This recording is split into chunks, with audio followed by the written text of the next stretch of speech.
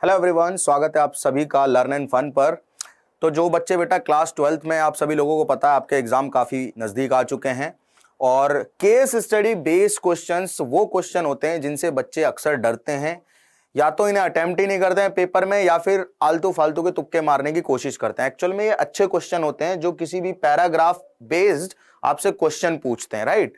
काफी important questions इस particular lecture में हम लोग डिस्कस करेंगे और आप सभी लोगों को पता है कि पूरे पूरे 5 मार्क्स, देखो बहुत होते हैं 5 नंबर यार, पूरे पूरे 5 मार्क्स एक क्वेश्चन से आपको मिल जाएंगे अगर आपने केस स्टडी के प्रॉब्लम्स को सॉल्व करना सीख लिया।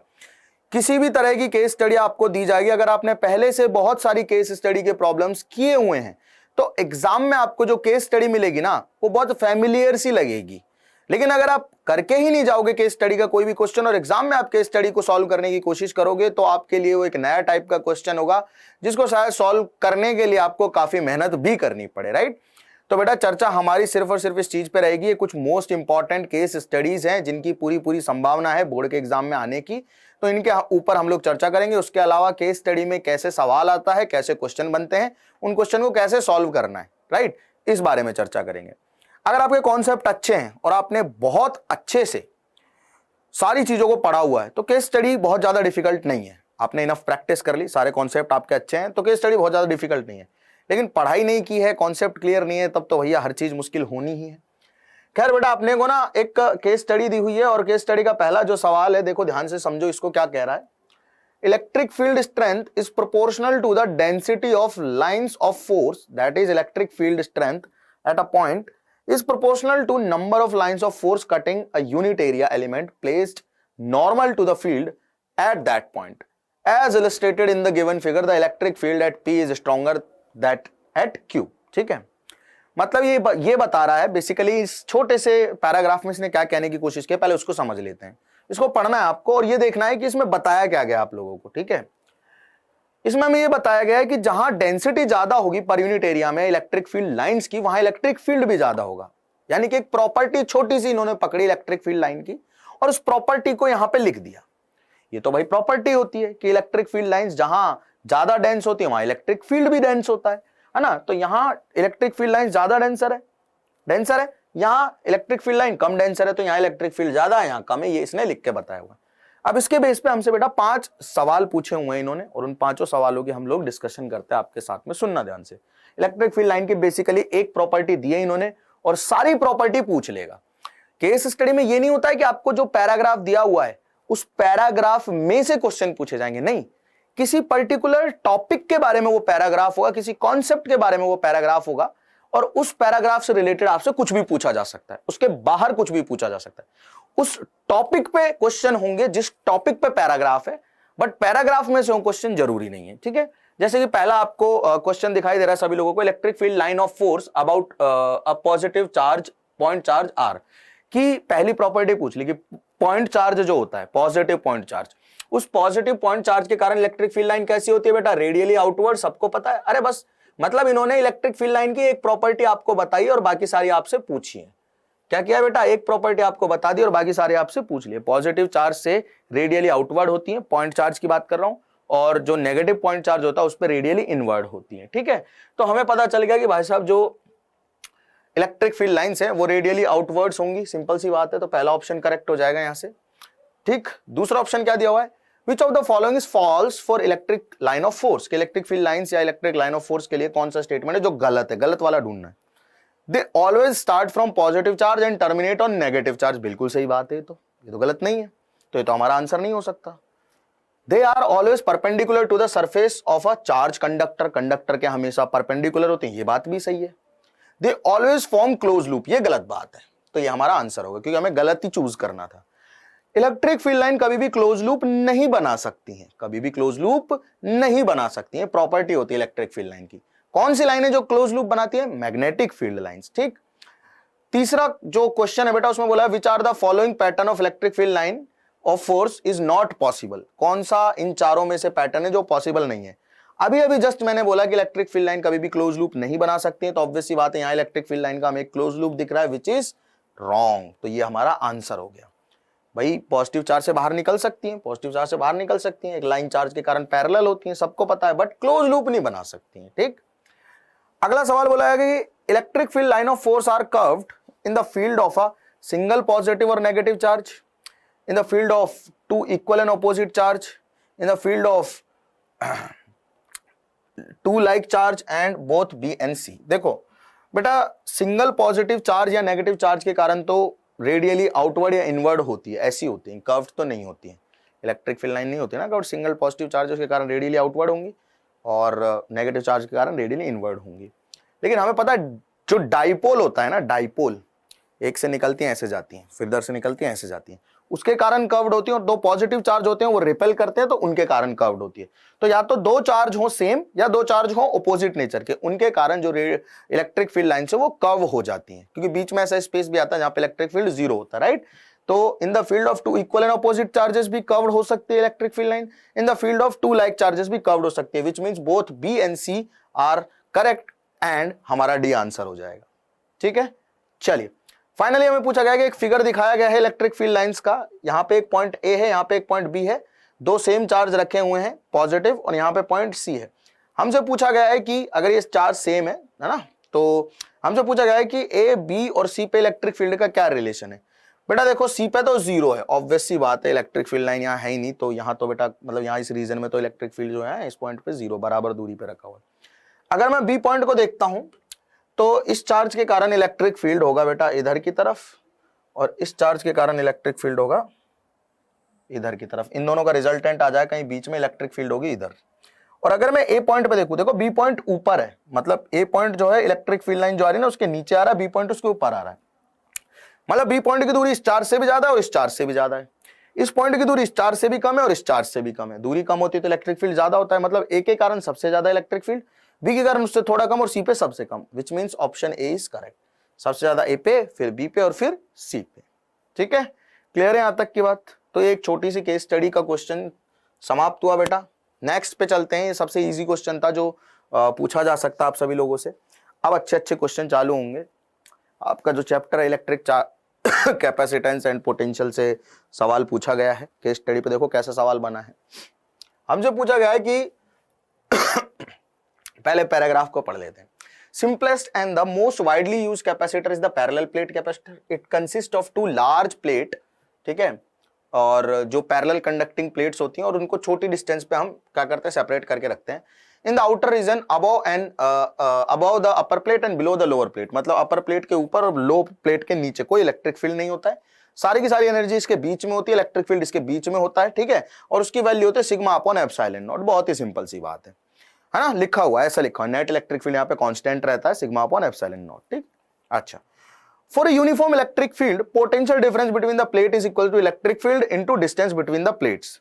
Capacitance of the parallel plate capacitor is the charge required to supply to either of the conductor of the capacitor so as to increase the potential difference between then by unit amount. मतलब capacitance के बारे में बोल रहा है कि charge कितना supply किया जाए कि पोटेंशियल 1 वोल्ट बढ़ जाए। कैपेसिटेंस की डेफिनेशन लिखी हुई है, अगर आपको नहीं पता है तो आप लोग भी सीख सकते हैं। एक अच्छी डेफिनेशन लिखी हुई है कि कैपेसिटेंस जो होती है उसको हम कैसे डिफाइन करते हैं, उसको डिफाइन करते हैं हम लोग कि चार्ज कितना चाहिए होगा हमें पोटेंशियल 1 क्या बढ़ाने के लिए, यूनिट बढ़ाने के लिए। ठीक है, क्लियर है। चलो अब इसमें 5 क्वेश्चन है, तो ये पांचों क्वेश्चन आप लोगों को दिखाई दे रहे हैं। इन पांचों क्वेश्चन को सॉल्व करने की कोशिश करते हैं। बेटा पहला क्वेश्चन कह रहा है कि parallel plate capacitor is charge and then isolated, the effect of increasing the plate separation on charge potential and capacitance are. मतलब क्या कह रहा है, मतलब ये कह रहा है बेटा बहुत ही सिंपल सी बात है कि एक पैरेलल प्लेट कैपेसिटर आपने लिया, पहले क्वेश्चन की मैं बात कर रहा हूं, ठीक है, और इसको अपन ने चार्ज किया, तो मान लेते हैं कुछ चार्ज यहां पे आ गया प्लस क्यू, यहां पे आ गया माइनस क्यू टोटल चार्ज, ठीक है, और इससे बैटरी हटा ली, आइसोलेट कर लिया। भाई पहले इनिशियली अनचार्ज था ये कैपेसिटर, फिर इसको हमने चार्ज किया है, चार्ज करके हमने बैटरी हटा ली है। पहले इसको चार्ज किया बैटरी से, है ना, इनिशियली अनचार्ज है, फिर इसको चार्ज किया, चार्ज करके बैटरी हटा ली। आइसोलेटेड का मतलब बैटरी हटा ली। अब आइसोलेटेड सिस्टम का जो चार्ज होता है वो कांस्टेंट होता है, कभी भी चेंज नहीं हो सकता, ये चार्ज की प्रॉपर्टी है। किसी भी आइसोलेटेड सिस्टम का चार्ज कभी भी चेंज नहीं हो सकता, ठीक है, बहुत बढ़िया। तो चार्ज जो है वो तो चेंज होगा नहीं, ठीक है, चार्ज तो कांस्टेंट रहेगा आफ्टर आइसोलेशन। आइसोलेशन में चार्ज क्या रहेगा, कांस्टेंट रहेगा, अगर बैटरी हमने हटा ली है तो। अब इसकी जो कैपेसिटेंस होती है वो होती है A epsilon naught upon D, यही होती है बेटा। कितनी होती है capacitance, A epsilon naught upon D. हमसे कहा गया है कि अगर मैं सेपरेशन को चेंज करूं, मतलब दोनों प्लेट के बीच की दूरी को बढ़ाऊं, तो कैपेसिटेंस घटेगी, और इन दोनों के बीच की दूरी को घटाऊंगा तो कैपेसिटेंस बढ़ेगी। ऐसा हो सकता है, देख लो ध्यान से। ये तो बोला गया है कि अगर मैं इंक्रीज कर रहा हूं प्लेट सेपरेशन को, तो चार्ज पे क्या फर्क पड़ेगा भाई, कांस्टेंट रहेगा। कैपेसिटेंस पे क्या फर्क पड़ेगा, घट जाएगी। पोटेंशियल पे क्या फर्क पड़ेगा बेटा, पोटेंशियल होता है E इंटू डी। पोटेंशियल जो होता है ना, वो होता है E इंटू डी। तो बेसिक फॉर्मूला पे बेस दिया, आपसे केस स्टडी पूछी जाएगी। अगर आप सेपरेशन बढ़ा रहे हो तो बेटा पोटेंशियल भी इंक्रीज करेगा आइसोलेटेड सिस्टम का। अगर बैटरी कनेक्टेड रहती तो पोटेंशियल चेंज नहीं होता, तो पोटेंशियल कांस्टेंट रहता जब बैटरी कनेक्टेड रहती है। तो बैटरी कनेक्टेड नहीं है तो पोटेंशियल भी इंक्रीज करेगा, कैपेसिटेंस घटेगी, इसको बढ़ाऊंगा कैपेसिटेंस घटेगी और चार्ज कांस्टेंट रहेगा। बहुत सिंपल। दूसरे सवाल पे आते हैं इसी क्वेश्चन के। In a parallel plate capacitor the capacity increases if. Capacity का फॉर्मूला क्या होता है बेटा, कैपेसिटी का फॉर्मूला होता है A epsilon naught upon D, और अगर इसमें डाइलेक्ट्रिक डाल देते तो K से और मल्टीप्लाई कर दो, अगर डाइलेक्ट्रिक का हम लोग कांस्टेंट K मान रहे हैं तो। अगर हम area of the plate decrease करेंगे तो कैपेसिटी भी डिक्रीज होगी, ये पहला ऑप्शन तो गलत हो गया। डिस्टेंस अगर इंक्रीज करेंगे तो कैपेसिटेंस डिक्रीज होगी। देखो C जो है उसके इनवर्सली प्रोपोर्शनल डिस्टेंस की, इसको बढ़ाओगे तो घटेगी, ठीक है। एरिया ऑफ द प्लेट बढ़ाओगे तो कैपेसिटेंस बढ़ेगी, बिल्कुल सही बात है। तो भाई साहब अपना जो सी ऑप्शन है वो गलत हो गया, डी तक तो जाना ही नहीं पड़ा मेरे को। वैसे भी डी ऑप्शन गलत है, आप पढ़ के देख लीजिए उसे, ठीक है ना। क्लियर है यहां तक की बात सभी लोगों को। अब parallel plate capacitor has two square plate with equal and opposite charges, the surface charge densities on the plate are positive and negative, in the region between the plate the magnitude of the electric field is sigma upon epsilon naught. ये अपन को दिया हुआ है already, किसमें बेटा, जो अपना क्वेश्चन है उसी में। पैरेलल प्लेट कैपेसिटर जो है उसकी प्लेट्स के बीच में जो इलेक्ट्रिक फील्ड होती है वो सिग्मा अपॉन एप्सिलॉन नॉट होती है, नेट इलेक्ट्रिक फील्ड। अब हमें बोला गया है कि for parallel plate air capacitor consist of two circular plate of diameter 8 centimeter. At what distance should the plate be held so as to have the same capacitance as that of sphere of diameter 20 centimeter? मतलब ये कह रहा है कि दो capacitor की plate है मेरे पास में, ठीक है, और वो प्लेट जो है वो सर्कुलर है, वो प्लेट जो है वो सर्कुलर है। फोर्थ क्वेश्चन है अपना ये। तो मतलब इस तरह की प्लेट्स हैं, इनसे कैपेसिटर बनाना है मुझे। लेट्स से इनको हमने डी दूरी पे रख दिया, ठीक है, डी दूरी पर रख दिया। अब भाई चाहे वो प्लेट्स पैरेलल है दोनों प्लेट्स है ना, अब चाहे वो प्लेट स्क्वायर हो, चाहे वो प्लेट जो है वो रेक्टेंगुलर हो और चाहे सर्कुलर हो, ठीक है। पैरेलल प्लेट का ही कॉन्सेप्ट लग रहा है क्योंकि प्लेट्स पैरेलल है, दो कंडक्टिंग प्लेट्स और पैरेलल रखी हुई है। इनका डायमीटर हमको दिया हुआ है, कितना दिया हुआ है, ये डायमीटर का मतलब ये दूरी हमको दी हुई है, कितनी दी हुई है बेटा, 8 सेंटीमीटर। क्या बात है, तो ये दूरी दी हुई है हमें 8 सेंटीमीटर। तो रेडियस जो है बेटा वो बन जाएगी 4 सेंटीमीटर। सेंटीमीटर को मैंने मीटर में कन्वर्ट कर लिया, तो प्लेट का एरिया आ जाएगा मेरे पास में पाई आर स्क्वायर, ठीक है, 4 इंटू 10 टू पावर -2 का स्क्वायर, ठीक। पैरेलल प्लेट कैपेसिटर चाहे कोई सा भी हो, उसकी जो कैपेसिटेंस होती है बेटा वो होती है A epsilon naught upon D, यही होती है। डी मेरे को फाइंड करना है, A मेरे पास है, एप्सिलॉन नॉट की वैल्यू पता है मुझे। कैपेसिटेंस जो है इस कैपेसिटर की वो उतनी ही आएगी जितनी एक स्फेरिकल कैपेसिटर की आती। किसकी आती, स्फेरिकल कैपेसिटर की आती, जिसका डायमीटर 20 सेंटीमीटर है। स्फेरिकल कैपेसिटर की बेटा कैपेसिटेंस कितनी होती है, 4 pi epsilon naught are.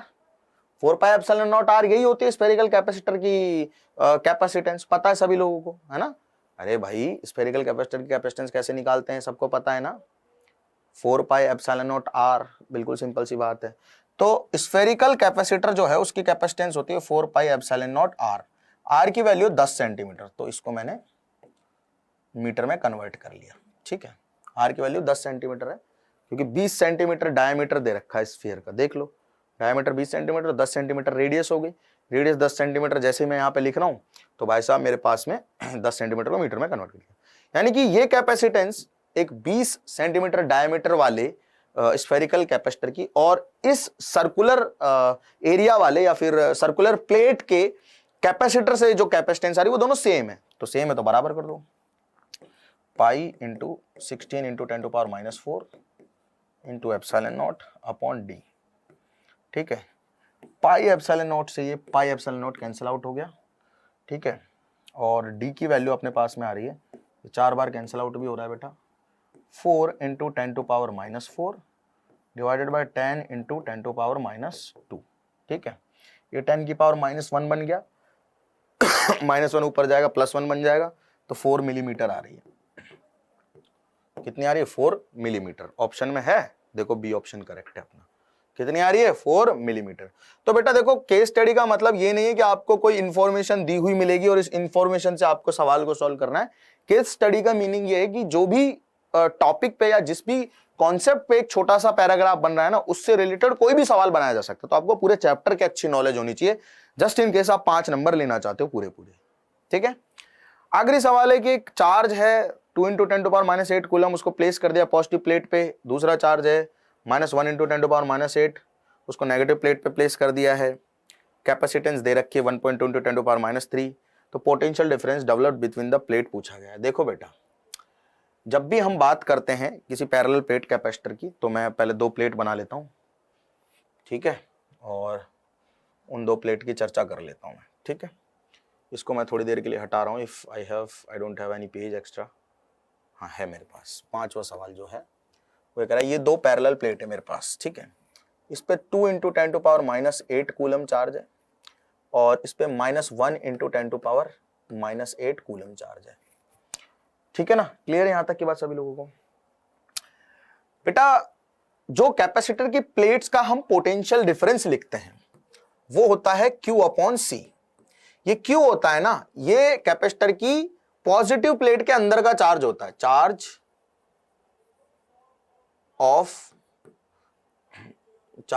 Of inside positive plate लिखे, charge of inner surface of positive plate. Positive plate के क्या होता है बेटा? अंदर की सरफेस का चार्ज होता है, मतलब जो हाई पोटेंशियल पे है उसके अंदर की सरफेस का चार्ज होता है, मतलब यहां का चार्ज होता है ये Q। ये याद रखना है, यही कॉन्सेप्ट है और इसी में बच्चे उलझते हैं। जो ये Q है V = Q/C में हम Q क्या लिखते हैं? जो पॉजिटिव प्लेट यानी कि हाई पोटेंशियल वाली प्लेट है ना, उसके अंदर वाली सरफेस का चार्ज है बेटा ये। अब अंदर वाला चार्ज कैसे निकालेंगे बेटा? अब आपको सबको कॉन्सेप्ट पता होगा कि जो टोटल चार्ज होता है ना 2 प्लेट्स का टोटल चार्ज, देखो ये 2 × 10⁻8 कूलम है ना, वो यहां और यहां मिला के है। सरफेस ऐसी है तो यहां कुछ चार्ज है और यहां कुछ चार्ज है और ये टोटल चार्ज है 2 × 10⁻8 कूलम, और ये -1 भी यहां और यहां मिला के है। ठीक है, अब मैं आपको बताता हूं बेटा, बहुत ही सिंपल सी बात है कि टोटल चार्ज जो है उसका आधा आधा बाहर जाता है। तो टोटल चार्ज कितना बन जाएगा? 2 × 10⁻8 कूलम और -1 × 10⁻8 कूलम। तो टोटल चार्ज कितना है भाई? ये पॉजिटिव है नेगेटिव है, तो इन दोनों को ऐड करूंगा, चार्ज तो स्केलर क्वांटिटी है, डायरेक्टली ऐड हो जाएगा। तो टोटल चार्ज आएगा, कितना आएगा? अरे कितना आएगा मेरे भाई? 1 × 10⁻8। अरे 2 में से 1 गया तो 1 बचा, 10⁻8 कॉमन आ गया। ठीक है, इतना कूलम चार्ज है। तो इतना चार्ज यहां आएगा और इतना ही चार्ज यहां आएगा। ठीक है, अब इस प्लेट पे टोटल चार्ज 2 × 10⁻8 है, जिसमें से इस सरफेस पे 1 है तो अंदर वाली सरफेस पे भी 1 होना चाहिए क्योंकि टोटल 2 है। तो 1 × 10⁻8 कूलम अंदर आ गया चार्ज। ठीक है, कितना आ गया बेटा? अंदर आ गया। ऐसा ही होगा क्या? अरे ऐसा ही होगा क्या भाई? ऐसा ही होगा ना? अरे देखो ना, टोटल चार्ज 2 है, इस तरह से होगा। ठीक है, अब ध्यान से सुनो, इस पे -1 है जिसमें से 1 अंदर आ गया, तो यहां पे -2 होना चाहिए चार्ज। ठीक है, बाकी हमें खैर इससे मतलब है, इससे फर्क पड़ता है। तो Q की वैल्यू मिल गई हमें बेटा 1 × अरे देखो 1 बाहर वाली पे टोटल -1 होना चाहिए तो अंदर -2 होना चाहिए चार्ज। सिंपल सी बात है यार, बिल्कुल सिंपल सी बात है ना। तो बेटा जो चार्ज आ रहा है पॉजिटिव प्लेट के अंदर वो आ रहा है 1 × 10⁻8 और कैपेसिटेंस जो दे रखी है हमें Q/C कर रहा हूं तो पोटेंशियल डिफरेंस मिल जाएगा। जो कैपेसिटेंस दे रखी है बेटा हमें, वो दे रखी है, देखो ध्यान से, 1.2 × 10⁻3। कितने दे रखी? 1.2 × 10⁻3। ठीक है ना, क्लियर सभी लोगों को यहां तक की बात? तो ये दे रखा बेटा अपन को 1.2 × 10⁻3। ठीक है, तो बेटा यहां से इसको सॉल्व कर लेंगे, आंसर आ जाएगा अपन लोगों के पास में। बट आई थिंक इसमें जो ऑप्शंस दिए हुए हैं वो ऑप्शंस ठीक नहीं दिए हुए हैं। ठीक है, हाँ ठीक है ठीक है ठीक है। माइक्रोफेरेड, अच्छा 10⁻³ माइक्रोफेरेड में, सॉरी, इसके बाद माइक्रोफेरेड भी तो 10⁻6 भी लिखना पड़ेगा हमें।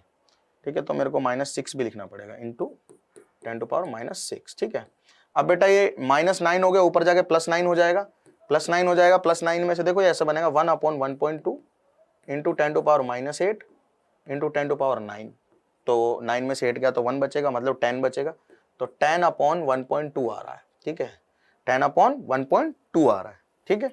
तो बेटा 6.25 वोल्टेज के आसपास आ जाएगा, सही है, लगभग 6.25 वोल्ट के आसपास आ जाएगा, लगभग, ठीक है।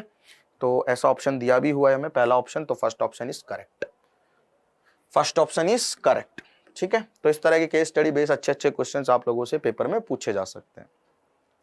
नेक्स्ट बेटा मैं अगर मूव करूं दूसरे क्वेश्चन पे जो पॉसिबली पूछा जा सकता है हमसे, चैप्टर करंट इलेक्ट्रिसिटी, और क्वेश्चन जो बन रहा है बेटा वो बन रहा है मीटर ब्रिज से, सॉरी व्हीटस्टोन ब्रिज से, कि एक व्हीटस्टोन ब्रिज है जिसमें 4 आर्म दे रखी है PQRS, ठीक है।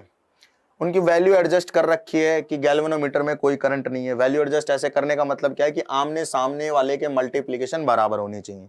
कंडीशन आपको पता है कि इस रेजिस्टेंस की और इस रेजिस्टेंस के मल्टीप्लिकेशन की और इस रेजिस्टेंस के मल्टीप्लिकेशन की वैल्यू बराबर होगी, तभी इसमें गैल्वेनोमीटर में कोई करंट नहीं जाएगी। ब्रिज को हमने बैलेंस बोल दिया और उसने उल्टा दिखा दिया कि P/Q जो है और R/S जो है, ये मतलब इसका और इसका रेशो और इसका रेशो बराबर होना चाहिए। वो वही बात है, P और S का मल्टीप्लिकेशन और R और Q का मल्टीप्लिकेशन ये बराबर होना चाहिए। इसको बैलेंसिंग कंडीशन कहते हैं, ठीक है। और बोला गया कि प्रैक्टिकल में हमने देखा है कि Wheatstone bridge, practical form of Wheatstone bridge is slide wire bridge, जिसे हम मीटर ब्रिज कहते हैं। और अननोन रेजिस्टेंस जो है उसको डिफाइन कर सकते हैं, उसको फाइंड कर सकते हैं, डिटरमाइन कर सकते हैं इस फॉर्मूला को लगा के। वो सबको पता है कि मीटर ब्रिज का कॉन्सेप्ट क्या है। एल जो होती है वो बैलेंसिंग लेंथ होती है लेफ्ट हैंड से मीटर ब्रिज की। हमें बोला गया है कि ना व्हीटस्टोन ब्रिज सर्किट, पी की वैल्यू दे रखी है 5 ओम, क्यू की वैल्यू 6 ओम, आर की वैल्यू 10 ओम और एस की वैल्यू दे रखी है। तो value of additional resistance to be used in series with S so that bridge is balance. मतलब हमें बोला गया है कि जो एस है, ठीक है, ये एस, ठीक है, इसके सीरीज में हमें कौन सा रेजिस्टेंस लगाना है कि ब्रिज बैलेंस रहे। मतलब ये है कहने का कि 5, 6, 10 और 5, ठीक है। सुनना ध्यान से, अरे यार सवाल आ गए। चलो पहले वाले सवाल का आंसर लिखते हैं हम लोग। ऐसे बनाया हुआ 5, ठीक है, ऐसे बनाया हुआ 6, आई थिंक ऐसे बनाया हुआ 10 और ऐसे बनाया हुआ 5, ठीक ना, ये 10 है, ऐसा ही है PQRS। तो 5, 6, 10 और 5, ठीक है। हमसे पूछा गया है कि एडिशनल कौन सा हमें यहाँ पे जोड़ना पड़ेगा जो रेजिस्टेंस है कि ये ब्रिज बैलेंस रहे मतलब बीच वाली वायर में कोई करंट ना जाए, ठीक है। हमें पता है कि आमने सामने वालों का मल्टीप्लिकेशन जो है सेम होना चाहिए। ये ब्रिज अभी तो बैलेंस नहीं है, इनका मल्टीप्लिकेशन 25 आ रहा है और इनका मल्टीप्लिकेशन 60 आ रहा है।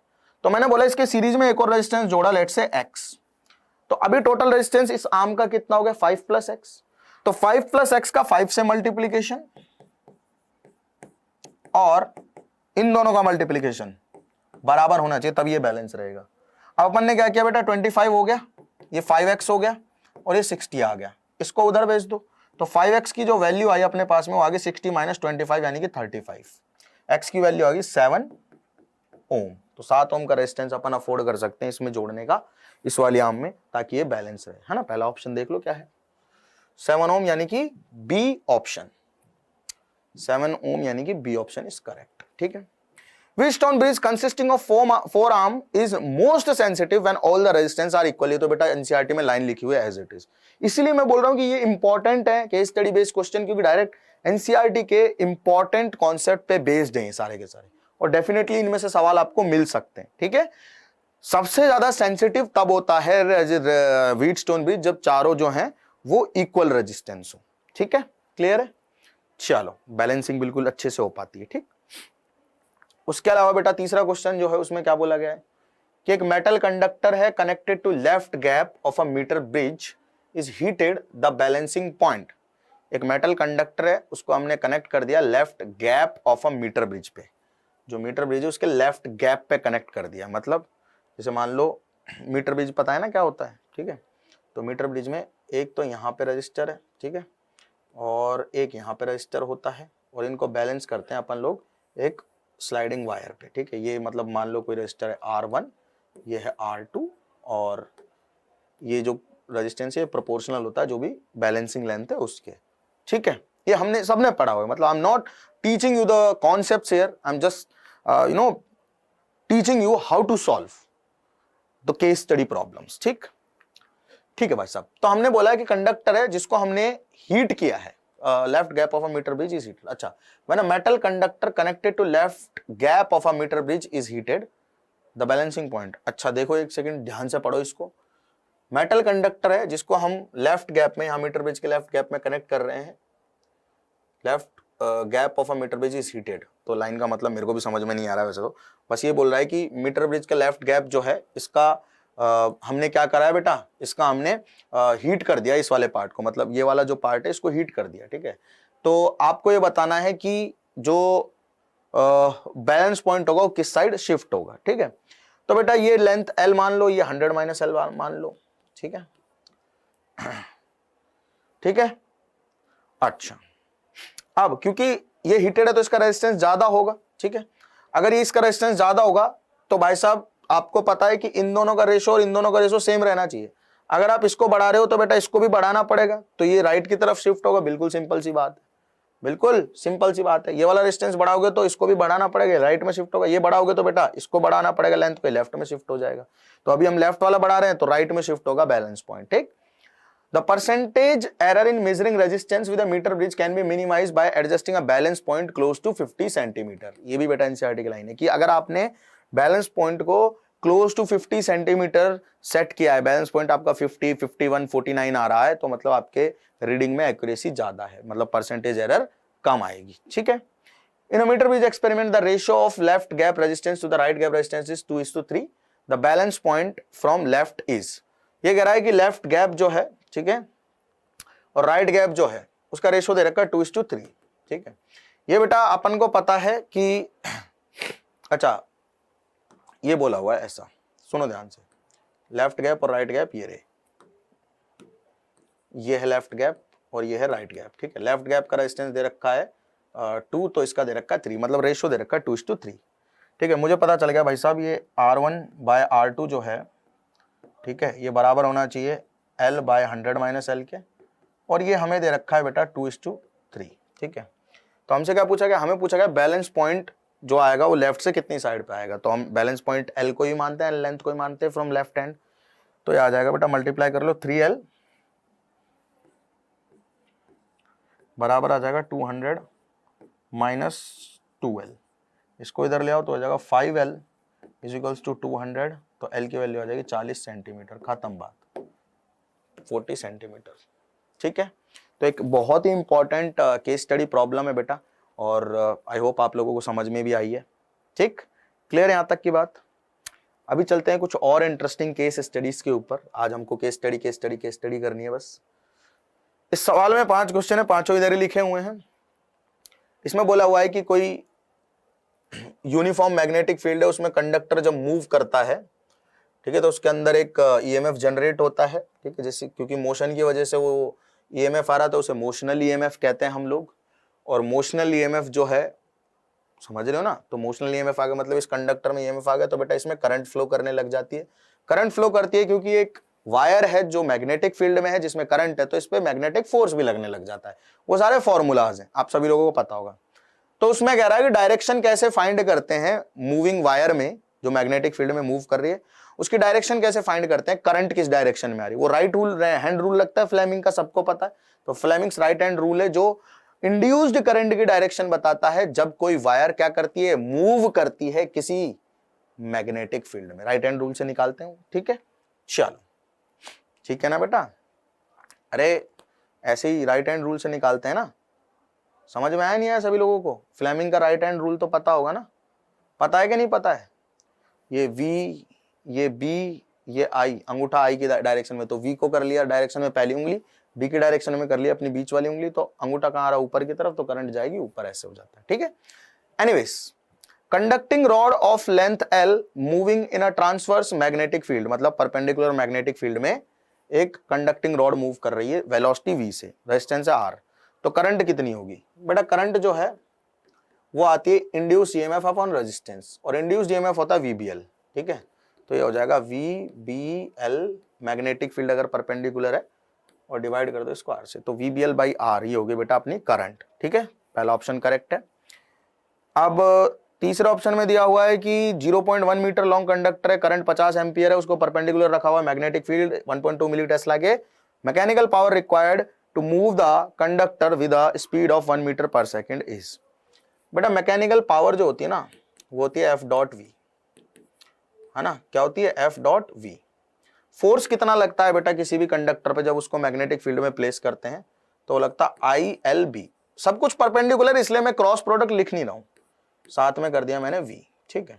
अब B की वैल्यू क्या, सॉरी I की वैल्यू क्या होती है VBL बाई R, तो हो जाएगा VBL by R multiplied by LBV। तो ये बन जाएगा अपने पास जो पावर है V square B square L square by R, V square B square L square by R। ये डी ऑप्शन जो दिखाई दे रहा है पिछले सवाल में वही है बेटा फोर्स पावर जो रिक्वायर्ड होती है।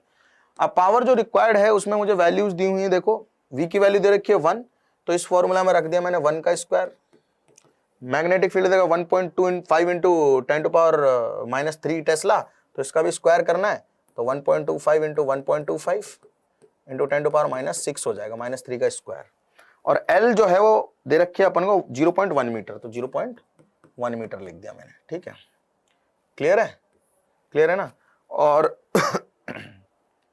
अच्छा I की वैल्यू डायरेक्ट दे रखी है, R की वैल्यू की जरूरत नहीं है, तो ILB इंटू V लिख सकते हैं, कोई दिक्कत नहीं है, डायरेक्ट अपन लोग ILB अपॉन V ही लिख सकते हैं, ठीक है। अरे भाई अगर हमको करंट दे रखी है, देखो करंट दे रखी तो फोर्स कितना लगेगा ILB, उसका बेटा हमें क्या लेना है, डॉट लेना है वेलोसिटी के साथ में, होपिंग दैट कॉन्सेप्ट आपको पता है। I की वैल्यू कितनी है बेटा 50, L की वैल्यू कितनी है 0.1, ठीक है। B की वैल्यू कितनी है 1.25 इंटू 1.25 इंटू 10⁻⁻6, और V की वैल्यू कितनी 1 मीटर से मल्टीप्लाई कर लो, इट विल बिकम, अच्छा मिली वॉट में ना, तो -6 को -3 करना पड़ेगा, चलो ठीक है कोई नहीं, मल्टीप्लाई कर ही लेते हैं। ये यार काफ़ी गंदा सा मल्टीप्लिकेशन बन रहा है, तो देख लेते हैं कितना आएगा। 125 का स्क्वायर करना पड़ेगा, फिर 50 से मल्टीप्लाई करना है उसको, बस, है ना, यही करना पड़ेगा, यही करना पड़ेगा। तो वो 12 आई थिंक 12.5 मिली वॉट शायद कुछ इतना जाएगा, उसको मल्टीप्लाई करेंगे तो हाँ, तो ये लगभग अपने पास में आ जाएगा। मल्टीप्लाई करके देख ही लो यार, मतलब देख लेना, ये मल्टीप्लाई करोगे चारों ऑप्शन में से कोई ना कोई मिल जाएगा, ठीक है ना। आगे बढ़ते हैं।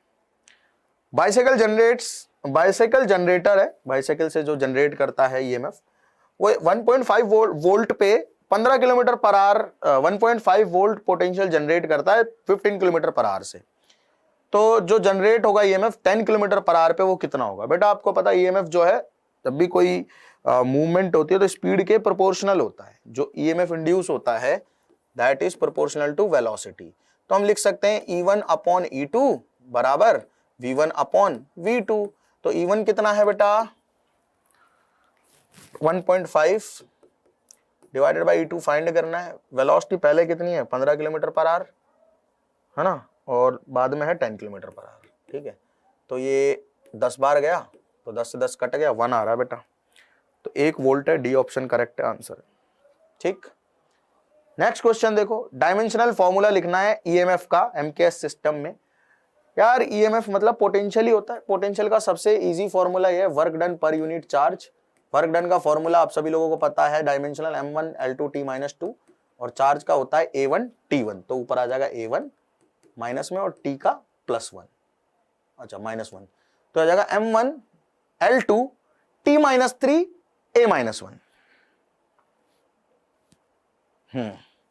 पहला ऑप्शन ही करेक्ट है, ठीक, क्लियर। इस तरह के सवाल मिलेंगे आपको, ठीक है। मैं बस आपको ये सवाल करवा के ये बताना चाह रहा हूं कि इस तरह के क्वेश्चन से आपका सामना हो सकता है, तो बी रेडी। और इन क्वेश्चंस को तो बेटा आपको करना ही करना है, एनी हाउ हर हालत में करना ही करना है, इन सारे के सारे क्वेश्चन को डेफिनेटली करना है, ठीक है। चलो आगे देखो, रे ऑप्टिक्स के बढ़िया बढ़िया सवाल पूछे जाते हैं। Power of a lens is given by reciprocal of focal length of the lens. Power का फॉर्मूला बताया 1/f, where f is in meter and p is in diopter. For a convex lens power is positive, concave lens power is negative, ये सब चीजें आपको पता है। Number of thin lenses are held in contact, तो power जो है total sum के बराबर हो जाती है। हमसे पूछा गया है कि कॉन्वेक्स और एक कॉन्केव लेंस है, उनको डी दूरी पे रखा गया है, तो फोकल लेंथ जो है कॉम्बिनेशन की वो क्या होती है। देखो बेटा, मेरे से एक आ गया है, देखो फोकल लेंथ जो है अगर हम किसी दूरी पे रख दें तो फोकल लेंथ होती है 1/f is equals to 1/f1 plus 1/f2 minus d/f1 f2, यही होती है ना। ये एक्चुअल में फॉर्मूला होता है फोकल लेंथ का, ठीक है। जब किसी भी दूरी पे रखे होते हैं दो लेंस, ठीक है, दोनों लेंस के बीच की दूरी f1 f2 दोनों की फोकल लेंथ है।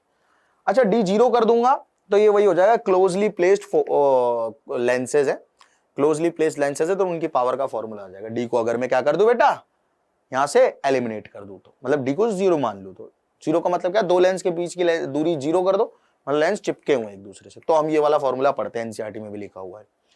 लेकिन जब हम दूरी बढ़ाते हैं, जब लेंस क्लोजली प्लेस नहीं होते, तो ये फॉर्मूला काम नहीं करता, फिर ये वाला फॉर्मूला काम करता पूरा, minus d/f1 f2।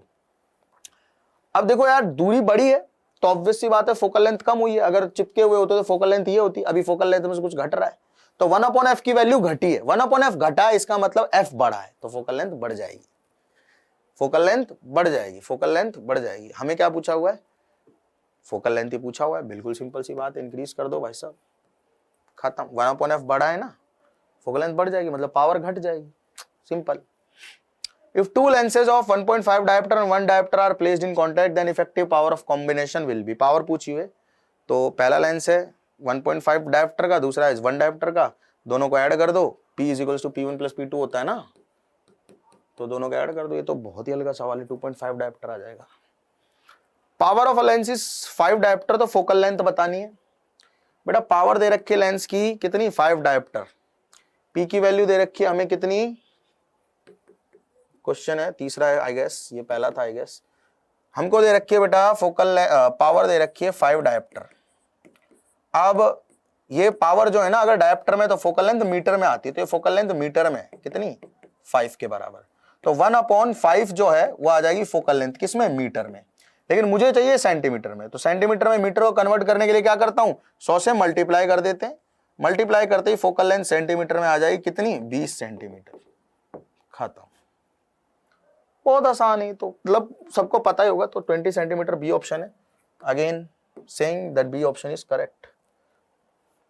To thin lenses of focal length 1/10 और -5 आर केप्ट इन कॉन्टैक्ट, तो पावर ऑफ द कॉम्बिनेशन पूछी हुई है, एक 10 है और एक -5 है, पावर पूछी हुई है, पावर पूछी हुई है या फोकल लेंथ पूछी हुई है, पावर ही पूछी हुई है। अच्छा, फोकल लेंथ दी हुई है, पावर पूछी हुई है, दो लेंस है बेटा, ठीक है, उनकी फोकल लेंथ दी हुई है। चलो जी, तो इक्विवेलेंट फोकल लेंथ निकाल लेते हैं, कितनी आ रही है, 1/10 प्लस 1/-5, 10 एलसीएम ले लो, 1 आ गया, -2 आ गया, तो -1/10 आ गई बेटा अपने पास में 1/f इक्विवेलेंट की वैल्यू, तो फोकल लेंथ आ गई इक्विवेलेंट अपने पास में -10 सेंटीमीटर। अब इसको मैं मीटर में कन्वर्ट करना चाहता हूं, क्योंकि फोकल लेंथ सेंटीमीटर में होती है तो पावर डायोप्टर में नहीं आती, फोकल लेंथ जब मीटर में होती है तो डायोप्टर में आती है, तो 1/100 से मल्टीप्लाई कर दूं, ये बेटा अपने पास में 1/10 माइनस का 1/10 मीटर में फोकल लेंथ आ गई, जिसे मैं 0.1 डायोप्टर भी बोल सकता हूँ। 1/10 को 1, अच्छा ठीक है, ये फोकल लेंथ हो गई, ठीक है ठीक है, एक सेकंड ठीक है, फोकल लेंथ आ गई अपने पास में, ठीक है, मीटर में आ रही है 1/10, ठीक है, यही आ रही है ना, यही आ रही है ना, तो 1 कर दूंगा तो इसे 10 डायोप्टर हो जाएगी, ठीक है। देखो कहाँ आ रही है ऑप्शन, 10 डायोप्टर, -10 डायोप्टर आ जाएगी ना, ये रहा पहला ऑप्शन। अरे फोकल लेंथ का उल्टा होता है ना, देख लो भाई, अरे क्या हो गया, फोकल लेंथ का उल्टा होता है ना बेटा, फोकल लेंथ का उल्टा होता है ना, 1/10 माइनस का 1/10 मीटर में आ रही है फोकल लेंथ, मतलब 1 इक्विवेलेंट फोकल लेंथ हो जाएगी इक्विवेलेंट पावर, यानी कि -10 डायोप्टर। फोकल लेंथ का उल्टा क्या होता है बेटा, फोकल लेंथ का उल्टा होता है पावर, ठीक है। नेक्स्ट देखते हैं, कॉन्वेक्स लेंस 25 सेंटीमीटर की फोकल लेंथ है, इसको कोएक्सियली प्लेस किया हुआ है कॉन्टैक्ट में, कॉन्केव लेंस है जिसकी फोकल लेंथ है 20 सेंटीमीटर, तो सिस्टम कैसे बिहेव करेगा, एक कॉन्वेक्स और एक कॉन्केव है, ठीक है, एक कॉन्वेक्स है और एक कॉनकेव है, दोनों को प्लेस किया हुआ है हमने। कॉन्वेक्स का सबसे पहले देखो फोकल लेंथ है 25, पॉजिटिव होती है, कॉनकेव की नेगेटिव होती है तो -20 लिख दिया, ठीक है।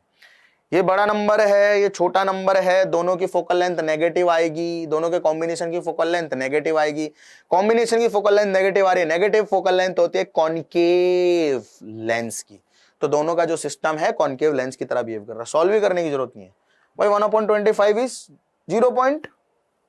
0.05, ये 0.04, ये 0.05, ठीक है। तो नेगेटिव वाला नंबर जो है ये -5 में, ये -4 में, तो माइनस में आएगा जो भी आएगा इनका रिजल्ट। मतलब आप करके देख लेना भाई, जो भी फोकल लेंथ आएगी वो नेगेटिव आएगी। नेगेटिव फोकल लेंथ किसकी होती है बेटा? Negative focal length is of concave, diverging जो लेंस होता है, ठीक है। तो लेंस बनेगा अपना डाइवर्जिंग इन नेचर, ये रहा बी ऑप्शन, ठीक है बेटा, क्लियर है। चलो अब बेटा एक और सबसे इंपॉर्टेंट केस स्टडी जो है वो आपसे पूछी जा सकती है फोटो इलेक्ट्रिक इफेक्ट के ऊपर। फोटो इलेक्ट्रिक इफेक्ट के बारे में कुछ कुछ लिखा हुआ है, that I am not going to read. वो वही कहानी है जो आप लोग पढ़ते हो एनसीईआरटी में, एग्जैक्टली सेम कहानी लिखी हुई है। हमसे पहला जो सवाल पूछा गया वो कह रहा है कि मेटल है, वर्क फंक्शन है उसका, मतलब फाई की वैल्यू दे रखी है 3.3 इलेक्ट्रॉन वोल्ट, और जो वेवलेंथ आ रही है वो दे रखी है 300 nanometre. Maximum kinetic energy of photo electrons जो निकल रहे हैं वो कितनी होगी? तो 3.3 और 300 नैनोमीटर, ठीक है, 3.3 और 300 नैनोमीटर। वर्क फंक्शन दे रखा है 3.3 इलेक्ट्रॉन वोल्ट, और लैम्डा दे रखा है हमको 330 नैनोमीटर, ठीक है। जब बेटा हम नैनोमीटर में रखते हैं, तो HC अपॉन लैम्डा को हम लोग 1240 अपॉन लैम्डा लिख सकते हैं। यहाँ लैम्डा नैनोमीटर में होना चाहिए, अगर लैम्डा नैनोमीटर में है तो इसको 1240 लिख सकता हूं मैं, लगभग क्लोजली 1240 लिख सकता हूं, where lambda is in nanometre, ठीक है। ये क्या है बेटा? ये इंसिडेंट एनर्जी है, क्योंकि इंसिडेंट वेवलेंथ हमें पता है, तो हम इंसिडेंट एनर्जी निकालना चाहते हैं। It will be 1240 divided by 330 nanometre में ना, 10 से 10 गई, ठीक है। लगभग आप इसको 4 बार कैंसिल आउट होता हुआ मान सकते हो, लगभग, क्योंकि ऐसे ये नंबर जो है वो लगभग में लिखा जाता है, ठीक है, क्लियर है। अच्छा, तो अपना 4 आ गया बेटा, लगभग कौन? Incident energy. और इंसिडेंट एनर्जी जो है उसके बेस पर आइंस्टीन इक्वेशन बनती है maximum kinetic energy plus work function. Incident energy को दो तरह से इलेक्ट्रॉन यूज करता है, incident energy is equals to work function plus kinetic energy maximum. ये हमें पता है, ये 4 है लगभग, ये 3.3 इधर ले आओ, बराबर हो जाएगा मैक्सिमम काइनेटिक एनर्जी। तो देख लो यार, लगभग आंसर 0.7 के आसपास आना चाहिए, ठीक है।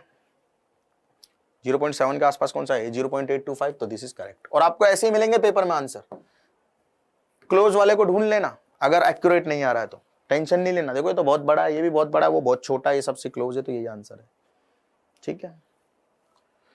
Variation of maximum kinetic energy of emitted photo electrons with frequency of incident radiation can be presented by, मतलब आपको क्या बताना, काइनेटिक एनर्जी, ये एनसीईआरटी में है ग्राफ, उसका आपको फ्रीक्वेंसी के साथ में ग्राफ देखना है, इनमें से बताना कौन सा है, ठीक है। चलो जी बताते हैं, मैक्सिमम काइनेटिक एनर्जी और इमिटेड इलेक्ट्रॉन्स की फ्रीक्वेंसी, ठीक है भाई। ये है अपने पास में, देख लो ध्यान से, जो इंसिडेंट इलेक्ट्रॉन है, इंसिडेंट फोटोन है, उसकी फ्रीक्वेंसी हम लोग मान रहे हैं न्यू, तो मैं इसको लिख सकता हूं h न्यू बराबर h न्यू नॉट, यानी कि फाई, इसको सिंपली फाई लिख देते हैं अपन लोग, ठीक है, ये तो चेंज होगा नहीं, प्लस मैक्सिमम काइनेटिक एनर्जी, ठीक है। एक बार सवाल फिर से पढ़ते हैं, incident emitted photo electrons with frequency. अच्छा, इमिटेड फोटो इलेक्ट्रॉन्स के बारे में पूछ रहा है, variation of maximum kinetic energy of the emitted photo electrons with frequency of the incident radiation. अच्छा ठीक है, जो इलेक्ट्रॉन निकल रहे हैं मैक्सिमम काइनेटिक एनर्जी से के मैक्स, और जो रेडिएशन इंसिडेंट हो रही है उसकी फ्रीक्वेंसी है न्यू, इन दोनों को ग्राफ बनाना। ये एनसीईआरटी में है भी और इंपॉर्टेंट भी है, मैं आपको फिर से बता रहा हूं, या तो इस पे सवाल आप लोगों को डायरेक्ट मिलेगा या केस स्टडी मिलेगी, ये इंपॉर्टेंट है सवाल, सबसे ज्यादा इंपॉर्टेंट। तो हमने कहा कि ठीक है, इसमें और इसमें ग्राफ बनाना है, तो इसको वाई एक्सिस पे ले लूं काइनेटिक एनर्जी को, बराबर हो जाएगा, इसको इधर भेज दो तो एच न्यू माइनस फाइव के। इसको मैं y is equals to M X plus C से कंपेयर करता हूं, y is equals to M X plus C से कंपेयर करता हूं, तो ये एक ऐसी कर्व है जो स्ट्रेट लाइन है काइनेटिक एनर्जी और न्यू का, न्यू की जगह x है, h की जगह m है, फाइव की जगह c है।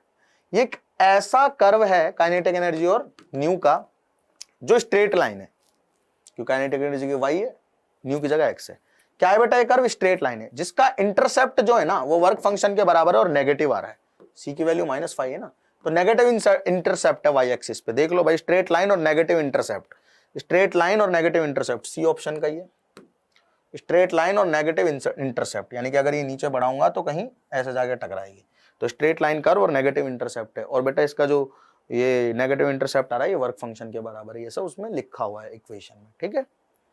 अच्छा, तीसरा कह रहा है कि variation of photo electric current with the intensity of incident radiation can be represented by, बेटा ऑप्शन 1 करेक्ट है।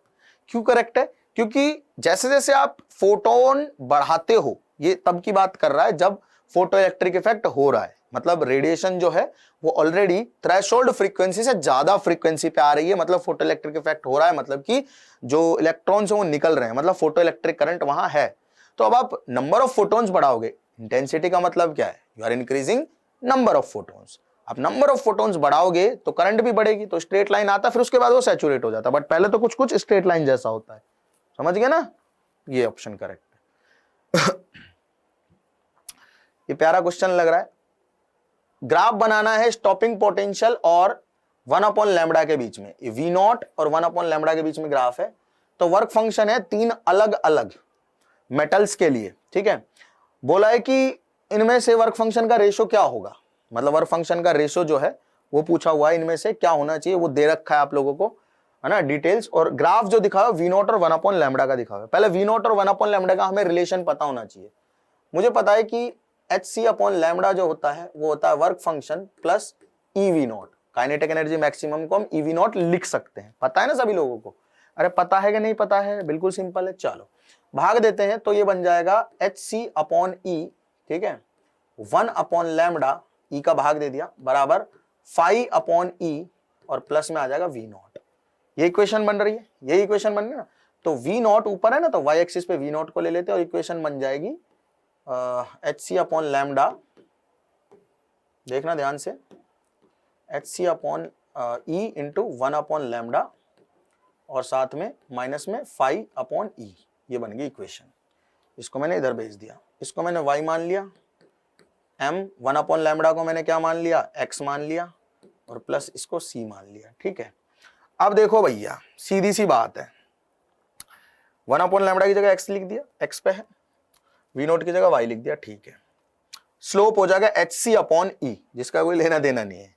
जो इंटरसेप्ट है ना y एक्सिस पे वो है बेटा, इंटरसेप्ट है ना y एक्सिस पे वो है 5/E के बराबर, यानी कि जो इंटरसेप्ट है y एक्सिस पे, सुनना ध्यान से, जो c है वो है -5/E के बराबर, ठीक है, इसके बराबर है, क्लियर है। अब यहां हमको वैल्यूज दी हुई हैं, किसकी वैल्यू दी हुई है बेटा, वर्क फंक्शंस की। यहां ये वैल्यू दी हुई है 0.01, ये इधर की 0.02 और ये इधर की 0.04, ठीक है। अब दो चीजें हैं, मुझे साफ साफ पता चल रहा है कि इसका वर्क फंक्शन सबसे ज्यादा होगा, क्योंकि इसका वर्क फंक्शन सबसे ज्यादा होगा क्योंकि इंटरसेप्ट इसका सबसे ज्यादा है, उससे कम इसका होगा क्योंकि इंटरसेप्ट इसका कम है, और इसका उससे भी कम होगा क्योंकि इसका इंटरसेप्ट सबसे कम है, ठीक है, ये बात तो पक्की है। तो 5.1 5.2 5.3 की हमें वैल्यू पूछी हुई है, ठीक है, और यहाँ पे ये यहाँ पे हमें वैल्यूज दी हुई है, ये किसकी, 1/λ की वैल्यूज दी हुई है। देखो ना, ये 1/λ जो है वो 0.01 है, यहाँ पे 0.02 है, यहाँ पे 0.04 है। बेटा 1/λ को x एक्सिस पे लिया हुआ है, मतलब v नॉट 0 है, यहाँ पे भी 0 है, यहाँ पे भी 0। इस इक्वेशन में अगर आप v नॉट 0 रखते हो, इस इक्वेशन में अगर आप v नॉट 0 रखते हो तो इक्वेशन बन जाएगी hc/E इंटू 1/λ बराबर 5/E। भाई v नॉट को 0 रख दिया मैंने, क्योंकि यहां पे मुझे 1/λ की वैल्यू दी हुई है, तो मैंने v नॉट को 0 रख दिया, क्योंकि यहां पे v नॉट 0 है, y एक्सिस पे v नॉट है, ये x एक्सिस पे आ रहे हैं, तो यहां 0 है बेटा v नॉट, सिंपल सी बात है। अच्छा, बढ़िया बात करी सर आपने, इसे ही मैंने कैंसिल आउट कर दिया, तो एच सी इंटू 1/λ आ रहा है फाई के बराबर।